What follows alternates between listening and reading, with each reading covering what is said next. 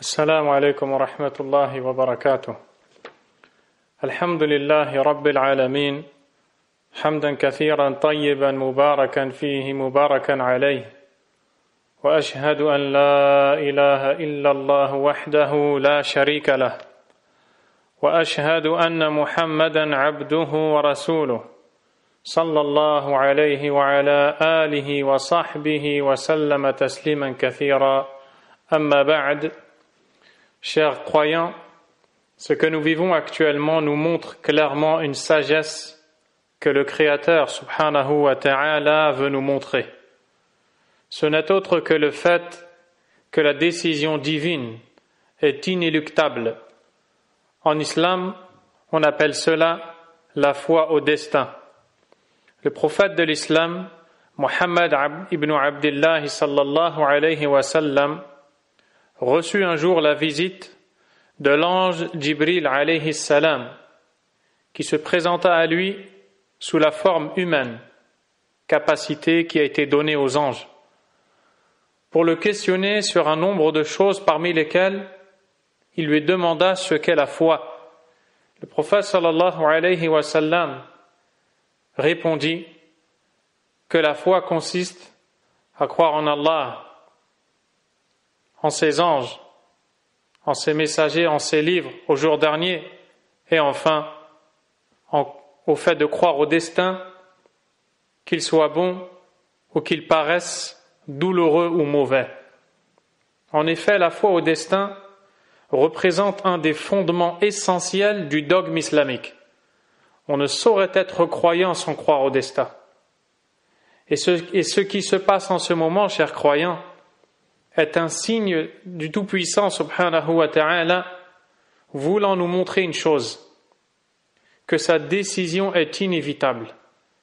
Peu importe le degré de nos connaissances, le niveau de notre intelligence, de nos études, c'est quelque chose qui dépasse tout cela. Allah tabaraka wa ta'ala fait ce qu'il veut. Et chaque fois qu'il décide d'une chose, celle-ci devient et existe. Dans son noble livre, subhanahu wa ta'ala, il nous dit wa khalaqa kulla shay'in faqaddarahu taqdira. Il nous dit également inna kulla shay'in khalaqnahu biqadar. Nous avons créé toutes choses avec mesure. Et ceci englobe toutes les créatures. Comme disent les savants de l'islam, Allah Azza wa Jal est le seul créateur et il a donné à chacune de ces créatures sa juste mesure. D'après sa science, il a décidé du moment de l'arrivée et du départ de chacune de ces créatures, sa naissance tout comme sa mort. Il a décidé, subhanahu wa ta'ala, de ce qu'elle allait avoir ou manquer durant sa vie. Il a choisi tout ce qui se passe, et même ce qui ne se passe pas. Tout cela dépend de sa décision, en parfait accord avec sa connaissance immense de toutes choses, et sa sagesse sublime et parfaite, Azza wa Jal, comme c'est d'ailleurs le cas de l'ensemble de ses noms et attributs. Allah tabaraka wa ta'ala a dit « Wa khalaqa kulla shay » faqaddarahu taqdira. Et il a créé toutes choses en lui donnant ses justes proportions. Ainsi, Allah subhanahu wa ta'ala nous appelle par cette épreuve à revenir à notre croyance au destin, en raison de tous les fruits qu'elle comporte dans la vie du croyant. Abdullah ibn Abbas, le cousin du prophète Mohammed alayhi salatu wassalam wa radiyallahu anhuma, a dit: la foi au destin est ce qui régit le monothéisme. Quiconque croit en l'unicité d'Allah tout en démentant le destin aura annulé sa foi en l'unicité d'Allah subhanahu wa ta'ala. La foi au destin et sa concrétisation produit de nombreux fruits dans la vie du croyant. Il se fera une bonne opinion de son Seigneur tabaraka wa ta'ala. Il s'en remettra à lui. car rien ne se produit sur terre, en mer et au ciel, indépendamment de la volonté d'Allah, Azza wa Jal, le maître créateur, aux attributs les plus parfaits, aux noms les plus beaux. La faible créature ne connaissant pas Allah, Azza wa Jal, pense que ces choses sont insignifiantes, c'est-à-dire que dire qu'Allah a décrété toutes choses alors qu'il existe des choses qui à leurs yeux sont insignifiantes serait quelque chose d'insignifiant. Et cela est en réalité dû à leur profonde ignorance. Nous disons et nous affirmons bel et bien qu'absolument toute chose a été décrétée et qu'il y a des sagesses derrière toute chose décrétée par Allah subhanahu wa ta'ala. Sauf que certaines nous échappent, d'autres nous sont connues. Les bonnes choses comme les mauvaises sont décrétées par Allah Azza wa Jal, si ce n'est que le mal ne provient pas d'Allah Azza wa Jal. Ce qui provient de lui est bon, car il y a toujours un résultat bon dans ce qu'il a décrété, subhanah. Il arrive que certains disent, s'il y avait vraiment un créateur, il n'aurait pas décrété tout ce qui se passe dans le monde, comme difficulté, comme calamité, comme problème, et ainsi de suite. En réalité, cette phrase en dit long sur la méconnaissance d'Allah chez ces personnes.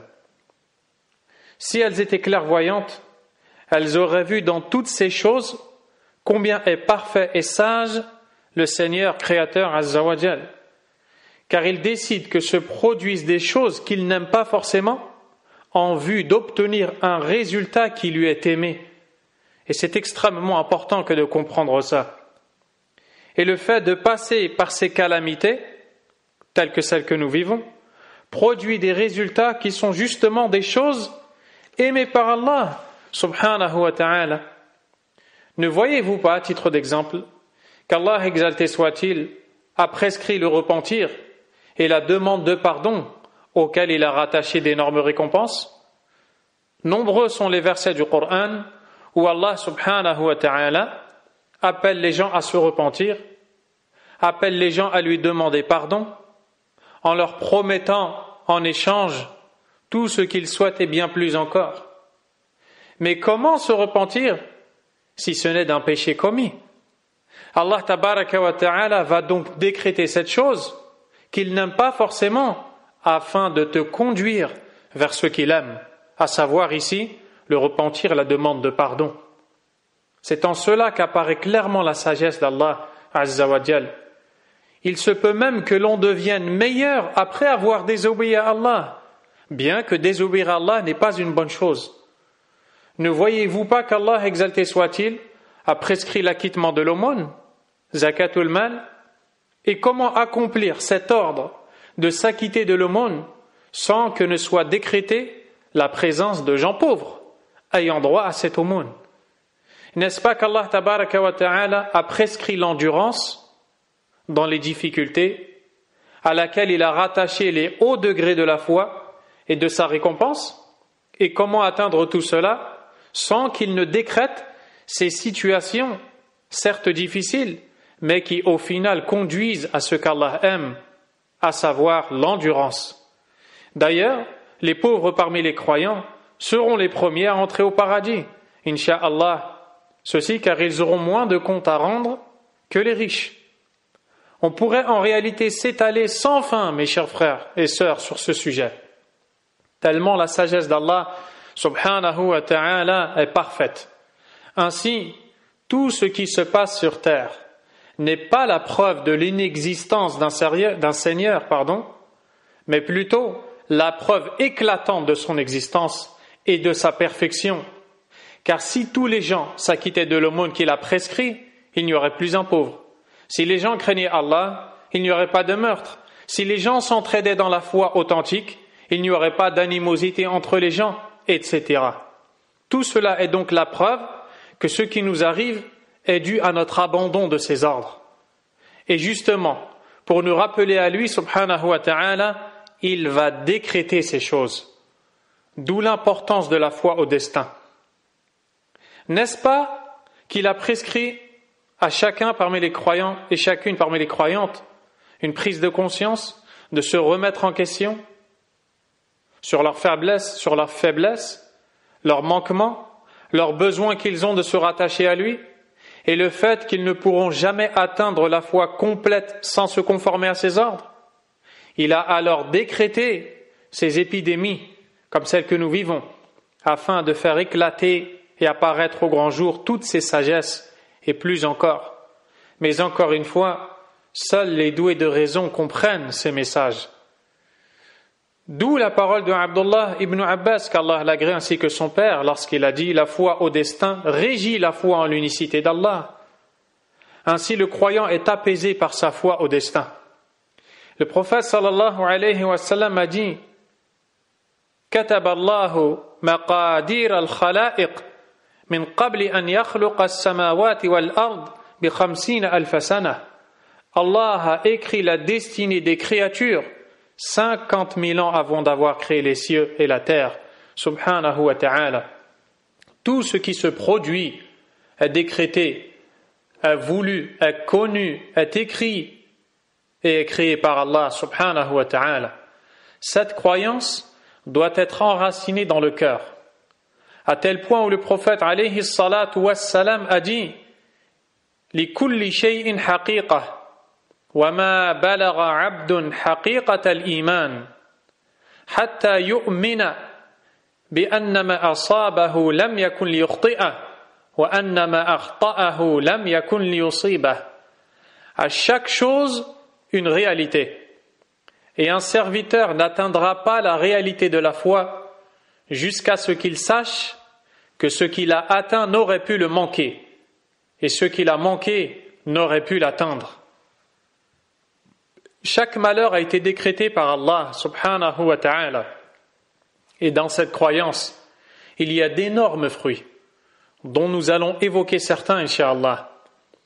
Dans le verset, Allah subhanahu wa ta'ala a dit « Ma asaba min musibatin fil ardi wa la fi anfusikum illa fi kitabin min qabli an nabra'aha inna dhalika ala Allah yasir » لكي لا تأسوا على ما فاتكم ولا تفرحوا بما آتاكم والله لا يحب كل مختال فخور.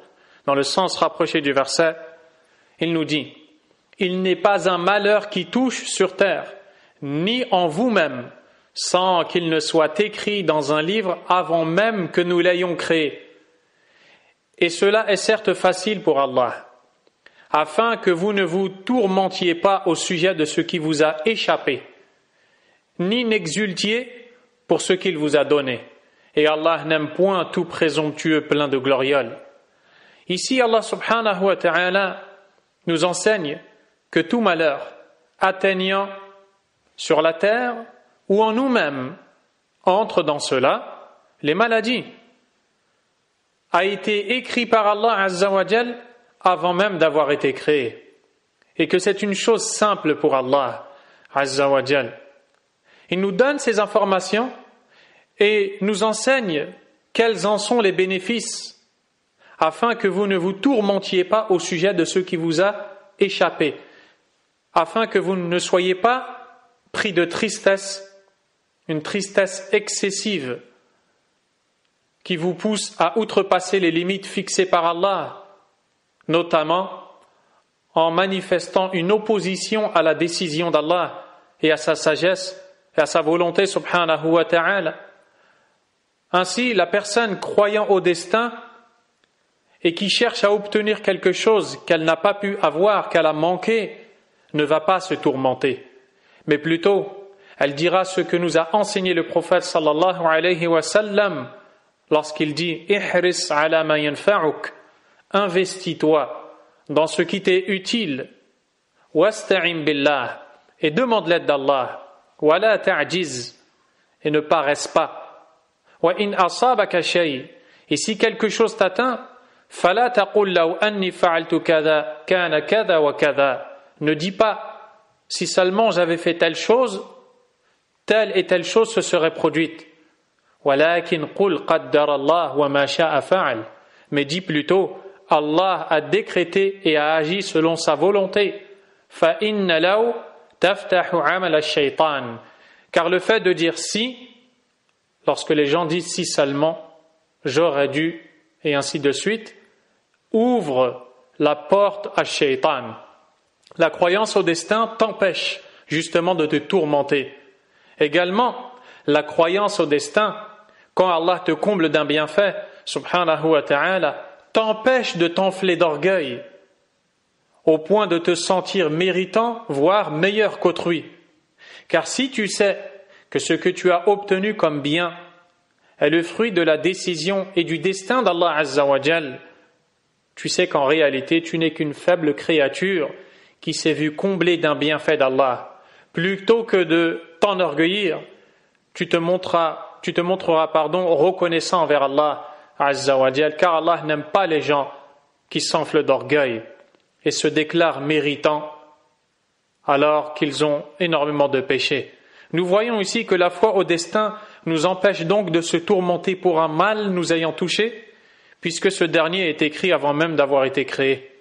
De même, un bienfait duquel nous jouissons, comme la richesse, une science, des enfants, la santé, tout cela ne doit pas nous pousser à l'orgueil, dès lors que la personne croit que c'est le fruit du destin. Ainsi, le serviteur se libère par cette croyance. Il se voit complètement apaisé.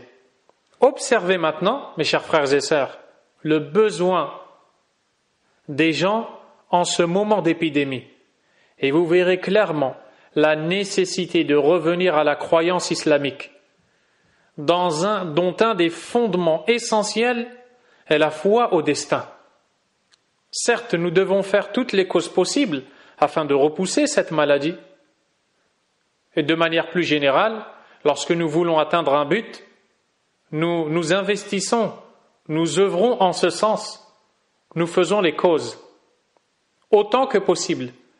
Le problème est que très souvent, les gens sont distraits de ce qui va suivre. Premièrement, la prudence ne repousse jamais le destin. Quoi que l'on fasse, le destin se produira au final. La décision d'Allah tabaraka wa ta'ala apparaîtra. Il est donc inutile de se tracasser au point de ne pas trouver le sommeil, comme les gens le font, craignant d'être atteints par telle et telle maladie, ou touchés par telle et telle calamité, ou frappés par telle et telle douleur. Ce point est extrêmement important, et les musulmans doivent être concentrés sur celui-ci. On ne doit jamais être attaché aux causes lorsque l'on veut atteindre un but. On doit être attaché à Allah subhanahu wa ta'ala. Car Allah Azza wa Jal est capable de faire disparaître des causes leurs effets. Et ça, c'est quelque chose qui dépasse les sciences profanes. C'est quelque chose qui relève du dogme de la croyance de l'islam et de la foi. À titre d'exemple, vous savez tous que le feu est une cause de la brûlure. Le feu est une cause, son effet est la brûlure. Pourtant, si vous ouvrez le Coran et méditez sur l'histoire de notre noble prophète Ibrahim, alayhi salam, vous verrez que lorsqu'il a prêché et appelé son peuple à l'abandon de l'adoration des idoles, ils lui ont témoigné l'animosité et ils l'ont pris et l'ont propulsé dans un feu. Qu'est-ce qu'Allah tabaraka wa ta'ala a ordonné au feu? Kuni bardan wa salaman ala Ibrahim. Allahu Akbar. Allah a donné l'ordre au feu d'être une fraîcheur salutaire pour Ibrahim. Ibrahim est sorti du feu indemne. Les savants nous expliquent qu'Allah tabaraka wa ta'ala a certes mis à notre disposition des causes qui ont des effets avérés, mais qu'il est capable, Azza wa Jal, s'il le veut et quand il le veut, de faire disparaître les effets des causes. Pourquoi citer cela? Pour revenir à la base qui est que lorsque nous faisons les causes pour atteindre un but, il faut s'en remettre uniquement à Allah Azza wa Jal et pas aux causes. Et lorsque vous méditez sur ce qui se passe en ce moment, vous voyez que les gens sont attachés aux causes, à un point tel que leur cœur est vide ou presque de l'attachement à Allah et qu'au final, la décision d'Allah est inévitable.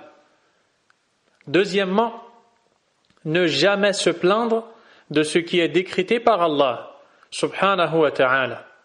Et au lieu de se plaindre, cherchez à connaître les sagesses pour lesquelles les malheurs ont été décrétés afin d'en ressortir en ayant tiré profit et d'en ressortir meilleur. C'est ce qui est utile pour le croyant. C'est pour cette raison que Abdullah ibn Mas'ud, le noble compagnon qu'Allah l'agrée, a dit « La an ya'adda ar-rajulu ala jamratin hatta tabrud ahabbu ilayya min an yaqula li shay'in qadahu Allah laytahu lam yakun » Écoutez ces paroles inestimables. Il dit qu'un homme morde une braise ardente jusqu'à ce qu'elle se rafraîchisse est meilleur pour moi que de l'entendre dire d'une chose décrétée par Allah si seulement cette chose n'avait pas eu lieu. Voilà comment ils ont été éduqués, à ne pas se plaindre face au destin d'Allah tabaraka wa ta'ala. Troisièmement, être convaincu qu'il n'arrivera que ce qui est décrété par Allah subhanahu wa ta'ala. Allah azza wa jalla a dit قُلْ لَنْ يُصِيبَنَا إِلَّا مَا كَتَبَ اللَّهُ لَنَا هُوَ مَوْلَانَا وَعَلَى اللَّهِ فَلْيَتَوَكَّلِ الْمُؤْمِنُونَ. Dis, ne nous atteindra que ce qu'Allah nous a décrété. Il est notre protecteur. C'est en Allah que les croyants doivent placer leur confiance. Et cela nous pousse à agir en ce sens et à ne pas être une radio, comme c'est le cas de beaucoup de gens malheureusement, qui propagent tout ce qui se dit ici et là dans les réseaux sociaux, craignant la mort, la maladie, alors que notre mort est décrétée par Allah. Elle est inévitable, notre terme est fixé. La façon de notre mort est décrétée. Ce n'est pas à ça qu'il faut s'attacher, mais ce à quoi il faut s'attacher, c'est comment vais-je rencontrer Allah subhanahu wa ta'ala. Et lorsque vous méditez sur le comportement des gens, vous voyez qu'il y a une très grande défaillance. D'où l'importance de revenir à la fois au destin. D'ailleurs, vous avez entendu lors d'une intervention précédente le hadith où le prophète alayhi salatu wassalam avait dit « Il n'est pas une personne présente alors que se déclare la peste qui reste dans sa demeure, faisant preuve de patience et espérant la récompense, sachant qu'elle ne sera touchée que par ce qu'Allah lui a été décrété, sans qu'elle n'ait l'égal de la récompense du martyr. » Le musulman fait travailler sa foi au destin, et sa foi au destin le libère. Quatrièmement, lorsque l'on dit qu'il faut croire au destin, cela ne veut pas dire qu'il faut abandonner les causes et qu'il faut délaisser le fait de prendre des précautions et imputer cela à l'islam au nom de la confiance en Allah subhanahu. Ceci est complètement faux. Au contraire, quelqu'un qui place vraiment sa confiance en Allah tabaraka wa ta'ala va faire toutes les causes pour atteindre un but, tant que ces causes sont licites. La différence, c'est que quand il va faire toutes ces causes, il ne va pas s'attacher à ces causes au final. Il va s'attacher à Allah, subhanahu wa ta'ala. Beaucoup de versets, beaucoup de hadiths nous incitent à faire les causes, notamment pour se soigner ou pour la subsistance et d'autres choses encore. Je clôturerai ma parole avec un hadith du prophète alayhi salatu wassalam montrant la situation du croyant quand il est touché par quelque chose qui l'attriste et qui le peine. Le prophète alayhi salatu wassalam a dit Ma asaba abdun qattun hammun wala huzn faqal Allahumma inni abduk ibnu abdik ibnu amatik nasiyati biyadik madin fiya hukmuk adlun fiya qada'uk as'aluka bikulli ismin huwa lak sammayta bihi nafsak أو أنزلته في كتابك أو علمته أحدا من خلقك أو استأثرت به في علم الغيب عندك أن تجعل القرآن ربيع قلبي ونور صدري وجلاء حزني وذهاب همي وغمي إلا أبدل الله همه وغمه إلا أذهب الله همه وغمه وأبدله مكانه فرحا قالوا يا رسول الله أفلا نتعلمهن قال بلى ينبغي لمن سمعهن أن يتعلمهن. Écoutez ce récit du prophète alayhi salatu wassalam qui nous dit il n'est pas un serviteur qui soit attristé ou peiné et qui ne dise Ô Allah, je suis ton serviteur, le fils de ton serviteur, le fils de ta servante, mon toupet est dans ta main, ton jugement à mon sujet s'est accompli, ton décret me concernant n'est que justice. Je te demande par tous les noms qui sont les tiens, par lesquels tu t'es nommé, ou que tu as enseigné à une de tes créatures, ou que tu as révélé dans ton livre, que tu as gardé pour toi dans la science de l'invisible, que tu fasses du Coran la rivière de mon cœur, la lumière de ma poitrine, la dissipation de ma tristesse et de mes peines ou de mes préoccupations, sans qu'Allah ne fasse disparaître ses préoccupations et ses soucis, et ses tristesses, et les lui remplace par une joie. Et dans une autre version, et les lui remplace par une délivrance. Les compagnons dirent « Ô messager d'Allah, ne devrions-nous pas apprendre ces paroles ?» Il répondit « Bien sûr, il convient à quiconque les entend de les apprendre. Ainsi, je vous incite, chers musulmans, à apprendre ces paroles. » Et ce hadith est rapporté par l'imam Ahmad d'après Abdullah ibn Mas'ud radiyallahu ta'ala anhu, et il a été authentifié par les savants du hadith tels que l'imam al-Albani, qu'Allah lui fasse miséricorde. Vous pourrez facilement le retrouver dans les recueils d'invocations tels que, je pense, Sahih al-Adhkar, le compilé d'invocations authentiques basées sur les travaux de l'imam al-Albani rahimahullah ta'ala. Ainsi, le croyant qui place sa confiance en Allah parce qu'il croit au destin est libre. Il est libre et sa réaction face à tout ce qui se passe n'est que de constater la perfection d'Allah et la sagesse d'Allah subhanahu wa ta'ala. Allah est plus savant, qu'Allah tabaraka wa ta'ala nous guide dans le droit chemin, nous pardonne nos fautes et guérisse nos frères et sœurs qui sont touchés par cette maladie, tout comme nous lui demandons de nous accorder une issue favorable dans toutes nos entreprises. Allah est plus savant. Wa sallallahu wa sallam wa baraka ala nabiyyina Muhammad wa alihi wa ashabihi ajma'in. Subhanakallahumma wa bihamdik ashhadu an la ilaha illa ant astaghfiruka wa atubu ilayk. Wassalamu alaykum wa rahmatullahi wa barakatuh.